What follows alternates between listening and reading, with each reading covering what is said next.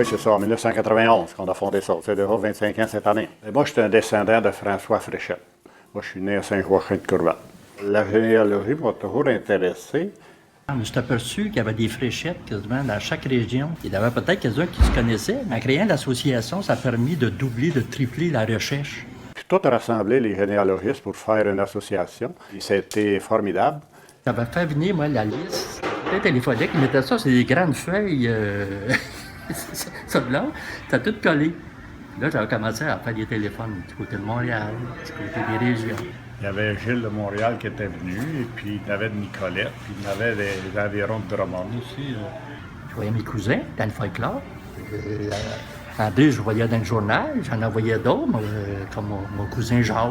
Puis je voyais Marie-Claire dans le syndicat, puis des gens actifs, animés. J'ai trouvé la bonne table avec André. Hey, j'allais chez eux, tu sais, une douzaine. Sûrement qu'on s'est ramassé là, 12 personnes là, pour la formation du premier comité provisoire, qu'on appelait ça. Là. Et puis après ça, on a eu une autre réunion là, plus élaborée. Et puis c'est là qu'on a formé le premier conseil d'administration. On demeurait sur la 13e avenue à Drummondville à ce moment-là. On a décidé de fonder l'association et puis on a fait une première assemblée générale.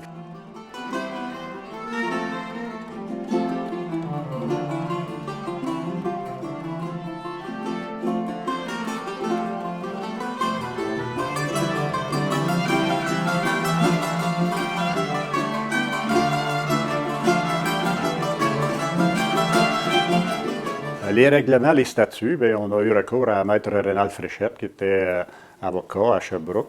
Et puis pour la transcription des règlements, bien, c'est ma fille Linda qui les a tous transcrits gratuitement pour l'association.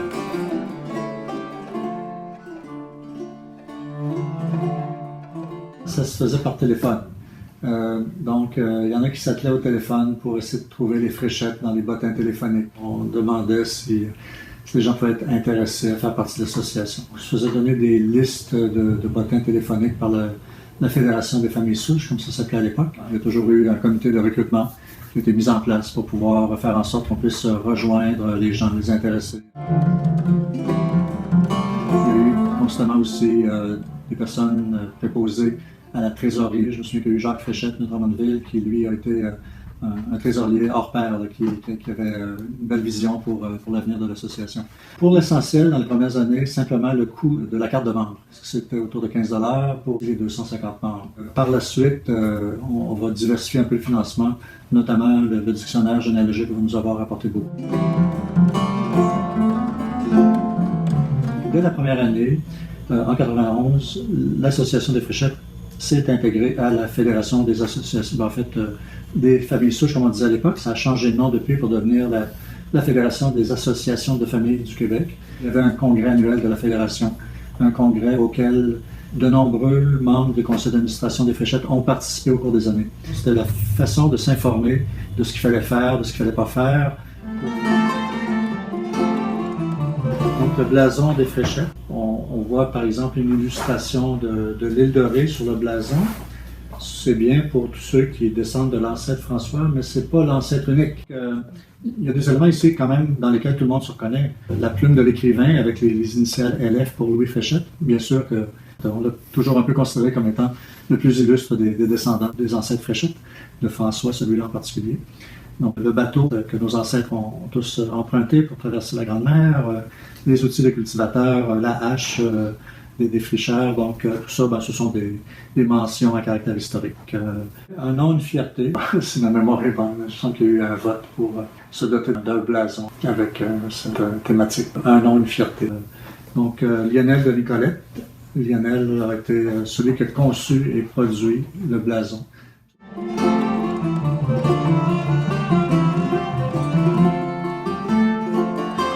Alors, le bulletin leur permet de vivre ça. C'est d'atteindre les membres. Hein. Et tu vas avoir des articles, tu vas avoir des comptes rendus, tu vas avoir des faits vécus. Des fois, c'est des décès, des événements tristes, mais on avait besoin de le partager. C'est beaucoup de temps. Je prenais beaucoup de temps à ramasser mon matériel. Puis après ça, il y a un échange avec les membres. Hein. Puis là, quand je les voyais, des fois, je leur disais, là, le prochain, là, Je t'attends, là. Je vais te rejoindre. Je demandais toujours des photos à tout le monde. Là, après ça, je faisais la mise en page. Moi, je vais vous dire, là, quand j'en sortais un, là, je commençais tout de suite, là. Parce que c'est de longue haleine, hein. J'ai appris avec Word Perfect. Et je l'ai beaucoup utilisé, fait que je le connais sur le bout de mes doigts. Je me suis trouvé un genre de lettre là, gothique là, pour le titre. Je l'ai toujours gardé. C'est sûr qu'il a évolué dans son contenu.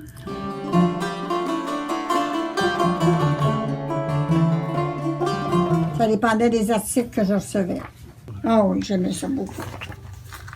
Je trouvais que c'est comme l'âme de l'association. Hein? Ah.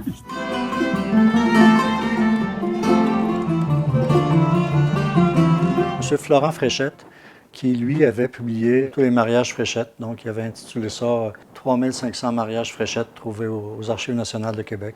Il y avait Louis-Philippe Fréchette de Lévis et il y avait Lucien Fréchette de Longueuil. Et moi, j'étais le petit jeune là, qui s'ajoutait à ça, à ce noyau-là. En allant chercher d'autres sources, on est monté à 7000 mariages. On a pondu le premier dictionnaire des Fréchettes. Ça permettait de dire à des Fréchettes qui arrivaient dans nos rassemblements, bon ben, dis-moi ton nom, qui sont tes parents, dis-moi de quelle région tu viens, puis on va essayer de remonter ta lignée jusqu'au premier. Mon conjoint, il était en informatique. Il s'est fait prendre au jeu. Et puis, il a aimé ça, puis il a embarqué. Puis, le dictionnaire, c'est beaucoup de recherches. On mettait ça sur l'ordinateur, hein, puis on travaillait chacun notre tour sur le fichier. C'est le côté humain, là, à un moment donné, qu'on retrouve. Hein. C'était un beau groupe. Hein. On a eu beaucoup de bonheur à travailler avec eux autres. Gagnant du prix Percy Foy de la Société généalogique canadienne-française Montréal. Les gens avaient noté la qualité du travail, l'information validée. Il y a eu Claude-Georges Fréchette et Hilarion Fréchette. Donc ça, c'était les deux personnes qui se sont joints au comité d'origine pour en arriver à la production du premier dictionnaire. Claude profitait de ses voyages aux États-Unis à peu près à chaque année pour aller dans les bibliothèques des Mormons, à peu près dans chacun des États américains, pour ramasser tous les Fréchettes qu'il pouvait trouver. Moi, j'ai eu un contact avec Michael Fréchette du Colorado, qui lui a réussi à ramasser l'État de Washington, Colorado, Californie. Il y a au moins 3000 mariages Fréchettes aux États-Unis, ce qui a fait en sorte de monter notre banque à plus de 10 000 mariages. Puis ça, c'est ce qui a conduit à la production du deuxième dictionnaire en 2 tomes, là, en 2006. Un tome 1 sur nos origines et notre histoire et un tome 2 qui recense toute l'information généalogique à proprement parler. Pour chacun des 6 ancêtres, j'ai la biographie de Pierre Frichet d'Ibrulot, du Poitou, en 1658, qui va se marier avec Charlotte Godin. Lui, il n'y aura pas de descendance masculine. L'ancêtre François Fréchette de l'île de Ré, la lignée la plus prolifique, si on veut, plus de 50% des Fréchettes aujourd'hui, origine de François. Ensuite, il y a l'ancêtre Jacques Frichet, qui était meunier, mon ancêtre à moi, soldat de la Compagnie des canonniers du Roi, en 1697. Il va s'occuper du Moulin des Mers de l'Hôtel-Dieu à Charlesbourg. Et puis Jean Côté, c'est l'ancêtre d'un bon nombre de Fréchettes qui sont en réalité des côtés du Fréchette, devenus pour plusieurs des Fréchettes. L'ancêtre Jean-Baptiste Sécheret, contrebandier de sel. Le roi, à l'époque, en France, avait mis une taxe sur le sel. Ils ont vidé les prisons de tous les faux-soignés. Et ces gens-là sont venus ici. Au bout de 10 ans, avaient leur liberté. Yves Flem dit Yvon le Breton, l'ancêtre des Yvon H-I-V-O-N, qui va se retrouver à Saint-Anne-de-la-Pérade. Cet ancêtre-là, adopté par des Fréchettes. Les descendants vont se retrouver comme étant des Fréchettes. Il y a encore là une histoire de famille d'adoption. Donc, notre tome 2, c'est l'information qui est plus proprement généalogique, c'est-à-dire pour chacun des couples Fréchette identifiés par ordre alphabétique du prénom Fréchette, suivi dans un deuxième temps du nom de famille du conjoint ou de la conjointe. Pour chacun des couples Fréchette identifiés, on indique le nom des parents de ce Fréchette-là, si bien qu'en ayant le nom des parents de chacun des couples, on peut remonter de génération en génération jusqu'au premier. Pour certaines personnes, faire une recherche généalogique, ça peut être une affaire d'1 heure, si on est chanceux. Ça peut être une affaire de 6 mois si on est un peu moins chanceux. Mais quand ils se procurent le livre, ils peuvent le faire en peu de temps. Moi, j'avais fait aussi l'intégration informatisée, si on veut, de tout ça. C'est qu'à chaque fois qu'on avait un commissaire ou un cas de chaînon manquant, on essaie de trouver l'information. Ça demandait de la recherche en archives, puis de la validation. Ça voulait dire on ne se contente pas de devinettes. Il ne faut pas qu'il y ait de devinettes. Il faut qu'on puisse avoir une version valide de l'information qu'on va diffuser.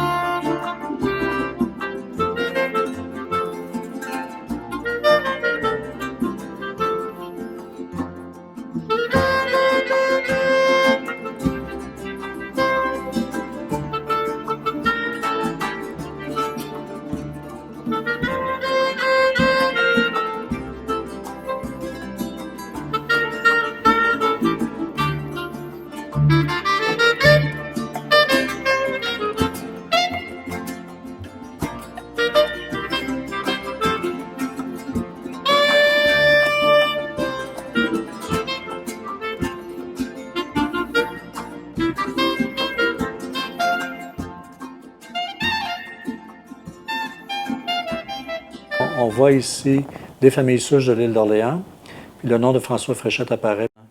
Commémoration du centenaire de la mort de Louis Fréchette. En 2008, on a planté un chêne rouge en l'honneur de l'ancêtre François Fréchette. Donc, c'était un petit chicot de rien du tout qu'on avait planté, puis là, ça commençait à devenir un bel arbre. L'association y a aussi participé dans des campagnes de financement ou encore le bénévolat qui a pu être donné. On réussit toujours à produire 3 bulletins par année. Raymond a fait une page Facebook, ça nous attire du monde, maintenir l'intérêt. Un des objectifs qu'on poursuit, c'est d'aller chercher la relève.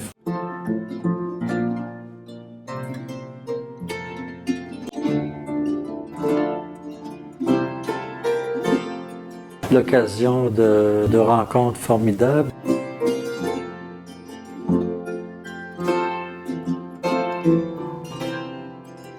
De découvertes historiques.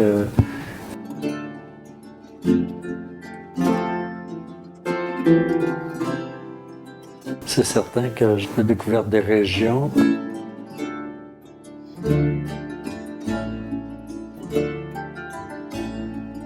Heureusement, il y a beaucoup de richesses à partager.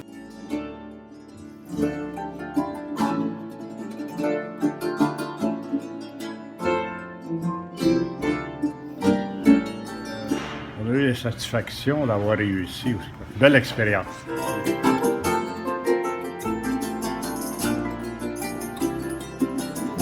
À chaque bulletin, à chaque rencontre, chaque bulletin est un nouvel enthousiasme. Vous aimez ça? Ah oui, j'aimais ça beaucoup. Ah oui, j'aimais ça, je n'aurais pas fait pendant 20 ans.